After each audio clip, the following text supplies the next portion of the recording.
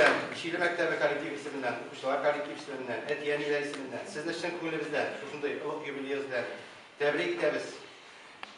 Fırat abi siz, Meryem Apa, bizim mektep tarihinde uzak yıllar neticeli işler, tiren iz kaldırıp, motor edip işlegen büyük şahıslarımız, biz sizni her vakitte da yaratarız, sağlarız, gerekli büyük mühim şuralarga çakırabız, oralar jarılsa da rahmet avursunmaysız, kilesiz, patlaşasız, birge yaşayız, birge şu kişilerini mektep turmuşunu canlandırabız.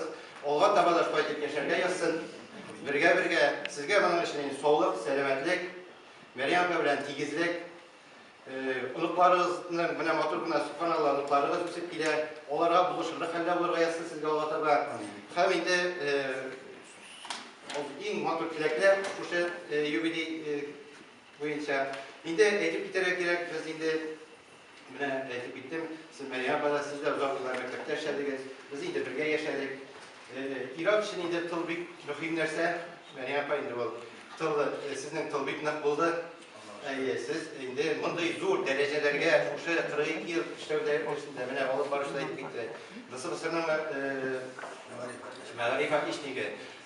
Tataristan'ın Atpazarman okutuşusu 92 yılda Tataristan'da okutuşlar konkursunda jinguşi buldu da Tatar mektepleri, oğul mektepleri arasında. Bu zor, en zorlarından sonra gittik. Elimanın rengine bitmeyin. Bu zor buluşlarda Meryem Apa'nın da işi büyük zor.